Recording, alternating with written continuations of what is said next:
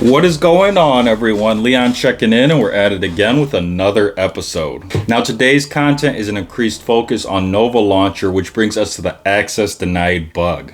Now, if you are watching on YouTube and are looking for more content related to this topic, you can find it on the Nova Launcher playlist. Now, for reference, I'm using a Samsung Galaxy Z Fold4 running Android version 13. Now, you won't see it in the video because I actually used that device to record this content. All things said, let's go ahead and get into it. So let's talk about the background history to this problem. One day I tried to open Google Messages on the Z Fold4, and all I got above the app icon for Google Messages was an access denied notification. Now, of course, I didn't get a screenshot of this occurrence happening because I accidentally fixed the problem before I could screenshot it. And this tends to happen quite a bit when I'm running into new issues and I start troubleshooting and I forget to actually take a screenshot or recording of the actual problem.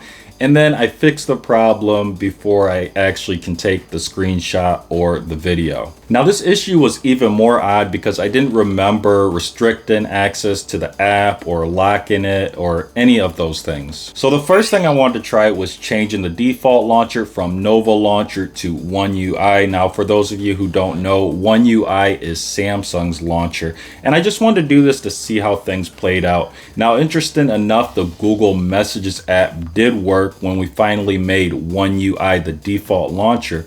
But when we switched back to Nova Launcher, Google Messages had that access denied notification on it once again. And this tells us that the issue isn't with Google Messages, but it's with the launcher. Now, the fix here was actually very simple. All I had to do was remove the Google Messages app icon from the home screen and then place it back on the home screen. Now, the nice thing with Nova Launcher is if you do remove an app icon, you normally get an undo option that holds for a few seconds. And as long as you tap that undo option within a reasonable time, it'll place that app icon back onto the home screen where it was. But if you do want to be a little bit more thorough, you can remove the app icon completely, look for it in your apps tray, and then place it back on the home screen. So that is it for today's episode. If you enjoyed it and found it useful, please leave a like. If you're watching on YouTube and have any questions or comments, as always, drop those down below and I'll do my best to answer them. Now, there are 3 ways you can support the content. The first way is to click on the Amazon storefront link in the description below. There you'll find items that I have bought or would buy, and anything you buy from the storefront does support the content. The next way you can show your support is just by sharing this content with someone who might enjoy it or find it useful.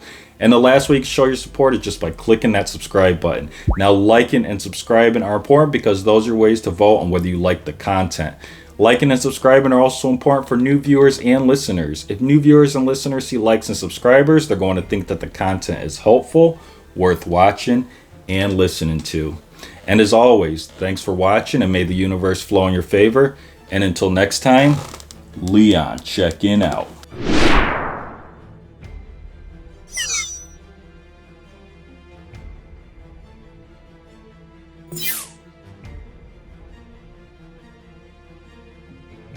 You